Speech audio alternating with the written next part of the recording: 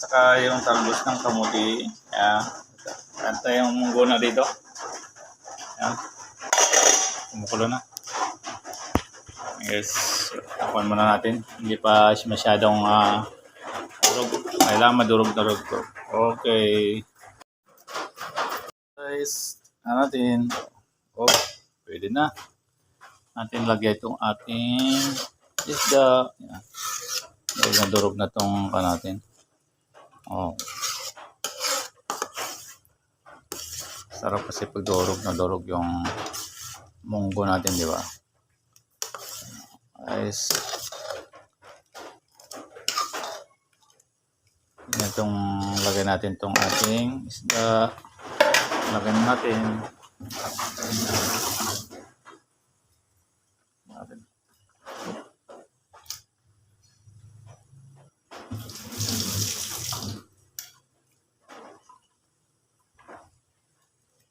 Yan.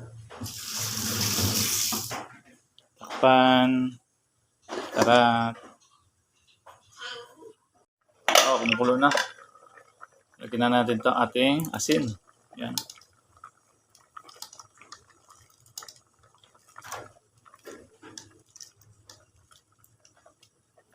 Saka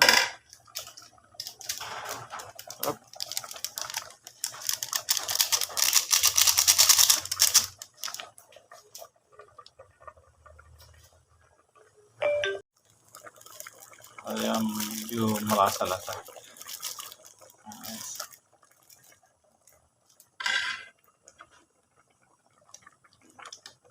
Kunti yung sabaw niya. Kailangan dagdagan natin. Para paglagay ng gulay.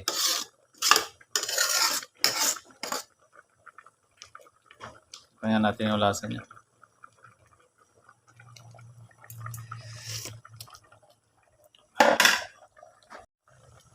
Yan ako tubig. Sabaw. Ayan. Okay na yan. Takpan muna natin. Hanggang sa kumulo. Bago ilagay ang gulay. Mga idol, kumukulo na.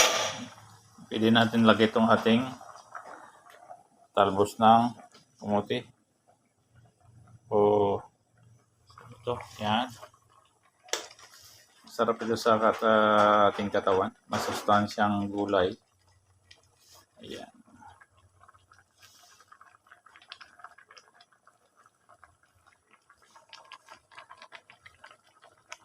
Hindi lang puro karne, no?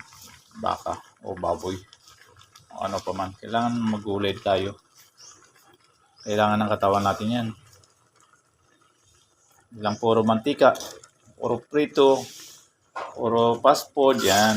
Kasi hindi mo alam yung grabe yung mantika dyan. Alam nyo ba mga idol? Recycle pa yung mantika lalo sa mga yan. Sa fried chicken na street food na binibenta, mga fried chicken nila. Kailangan magluto ka rin sa inyong bahay. Yan. Ito masarap to.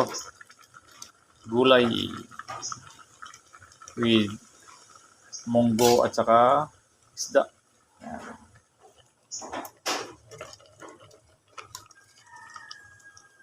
For 5 minutes, pwede na yan.